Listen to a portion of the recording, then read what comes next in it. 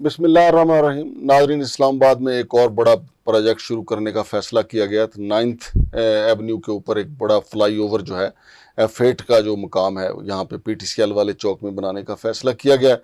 मेरे साथ स्टूडियो में मौजूद हैं डॉक्टर गुलाम सरवर संधू साहब। मैं उनसे जानना चाहूँगा कि क्या इस फ्लाईओवर की ज़रूरत है इस चौक में, और अगर ना बनाया जाए तो कैसे गुजारा हो सकता है, और अगर बनाया जाएगा तो कितने अरब का ये प्रोजेक्ट होगा। अस्सलाम वालेकुम संधू साहब। वालेकुम संधू साहब, इस फ्लाईओवर की क्या जरूरत पेश आई है फौरी तौर पे?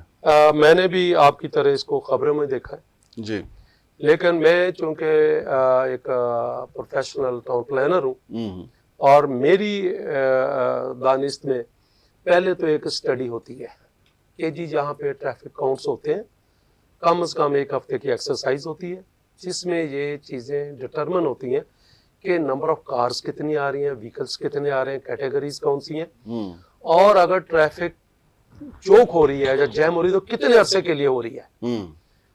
फिर उस ट्रैफिक काउंट्स को उसके ऊपर बेस करके फिर एक इंटरम सॉल्यूशंस दिए जाते हैं। कैसे कर लें तो किस तरह काम किया जा सकता है।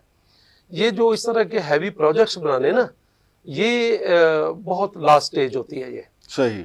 तो मेरा ख्याल है कि एक तो बहुत ही कॉस्टली होते हैं ये, लेकिन ये वहां बनाने चाहिए जहां पे बहुत ज्यादा इसकी सख्त जरूरत हो।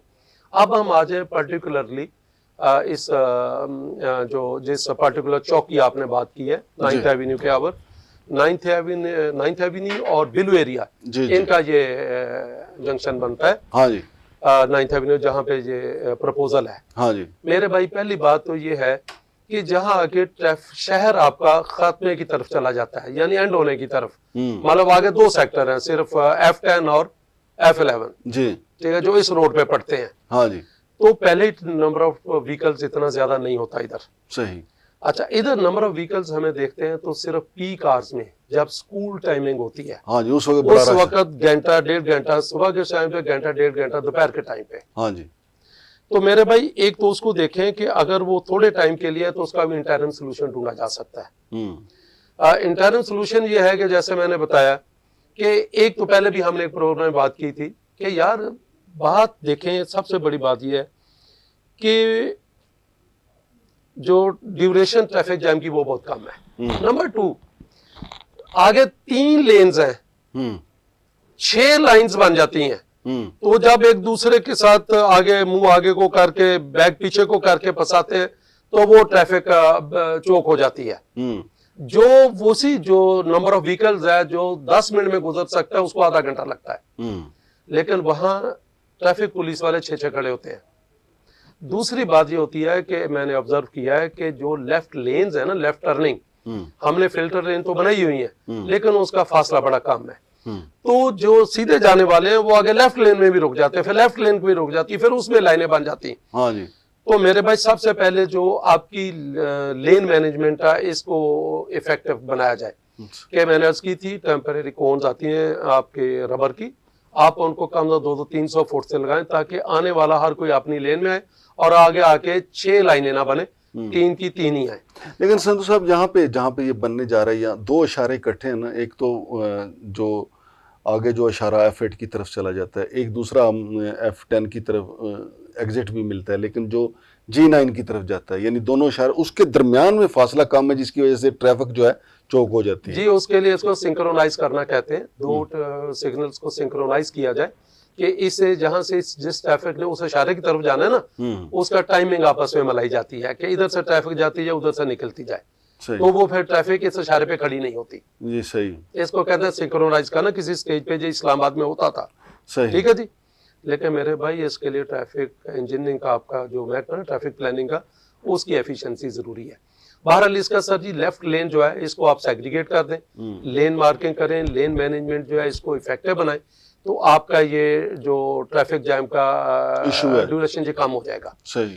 दूसरी बात मेरे भाई, अगर बहुत ही इमरजेंसी है, वो ये है कि आप किसी एक रोड को, 9th एवेन्यू वाला जो आ रहा है या जिस पे आप समझते हैं ट्रैफिक ज्यादा है, आप उसको ओवर पास करके सिंगल मतलब कैरेज वे बना के उसको आप पार करवा दें। ठीक है जी। सही। तो उससे आपका एक रोड जो है वो नीचे से चलता रहेगा, एक ऊपर से चलता रहेगा। सही। और राइट ऑफ वे मौजूद है जिसमें लेफ्ट राइट लेन्स बड़े आराम से बन सकती हैं। सही। राइट। और इसका सबसे बड़ा जो नुकसान होना है वो ये होना है कि आप पीछे से फ्री कॉरिडोर ला रहे हैं, सिग्नल फ्री, जाके इसने F10 का जो राउंड अबाउट है ना वहां पे जाके इसने घंटों में कन्वर्ट हो जाना है ट्रैफिक जैम ने। यानी सारा बोझ उधर चला जाएगा। सारा बोझ, क्योंकि पहले जहां से जो ट्रैफिक सिग्नल पे रुकती है ट्रैफिक, हाँ, तो ये सारी 1.5 मिनट में उधर पहुंच जाएगी। तो अभी राउंड अबाउट में आपको राउंड अबाउट मैनेजमेंट आती नहीं है। मतलब मैं हूं बेशक कि कभी ये नहीं होता। राउंड अबाउट मैनेजमेंट में सबसे पहला प्रिंसिपल जो राउंड अबाउट के अंदर आ गया उसका राइट पहले है। इधर तो 6 लेन्स वहां राउंड अबाउट में बन जाती हैं। फिर ये कहेंगे उधर भी जी, एग्जैक्टली। तो मेरे भाई इसका बेहतर हल है कि पहले जो इसका इंटरम सोल्यूशन है उधर जाया जाए, जब तक कि बिल्कुल कहते हैं कि गल वसोबार ना हो जाए, वसोबार ना हो जाए। तो मेरा ख्याल है कि उसकी तरफ तवज्जो देनी चाहिए। ये प्रोजेक्ट जो है ये सिर्फ कॉस्मेटिक प्रोजेक्ट है एट दिस स्टेज, और 10-15 अरब रुपया लग जाएगा इसके। जितना भी लगे, बिलियन तो लगेंगे ना। हाँ जी। तो मेरा मतलब है कि इस चीज को आप सिटी मैनेजमेंट में खर्च करें, जैसे हमने पार्किंग की बात की, जैसे हमने स्ट्रीट लाइट्स की बात की, सीवरेज की बात की, वाटर सप्लाई की बात की, सैनिटेशन की, सफाई की बात की। बिल्कुल सही। तो उधर सिटी मैनेजमेंट पे लगाए। हाँ, रेन वाटर हार्वेस्टिंग को जो है ना, आप मैंने कल मिसाल दी थी आपको एक प्रोग्राम में कि भाई कब्रिस्तानों में इतने बड़े लॉन्स पड़े हुए आपके खाली, वहां पे आप एक्सकवेशन करें, डिगिंग करें, वहां पे रेन वाटर जो है इतना मतलब वो फिर रहा होता है। तो अपनी ड्रेनेज लाइंस को इफेक्टिव बनाएं, उनको कहीं ना कहीं आप बजाय नालों में फेंकने के उसको कहीं ना कहीं आप हार्वेस्ट करें, उसको स्टोर करें। बहुत शुक्रिया जनाब डॉक्टर गुलाम सरवर संधू साहब। तो नाजरीन, ये 9th एवेन्यू पे ओवरहेड ब्रिज जो बनाने का प्रोग्राम है, संधू साहब ने बिल्कुल दुरुस्त कहा है, क्योंकि पहले ही F10 मरकज़ वाला जो चौक है वहाँ पे पहले बहुत ज़्यादा रश होता है, और अगर यहाँ पे ओवरहेड ब्रिज बन जाता है तो 1.5 मिनट में ट्रैफिक उधर पहुँच जाएगी। तो फिर यहाँ से तो निकल जाएंगे, आगे जाके आप F10 चौक में जाके बिल्कुल मुकम्मल तौर पर फंस जाएंगे, फिर वहाँ पर कोई हल नहीं होगा। संधू साहब का मशवरा ठीक है कि फ़िलहाल इस पैसे को कहीं और लगा लें और वेट करें जब तक गल वसोबार ना हो जाए, उस वक्त तक इंतज़ार किया जाए। शमशाद मांगट और डॉक्टर गुलाम सरवर संधू साहब को इजाज़त दीजिए। अल्लाह हाफ़िज़।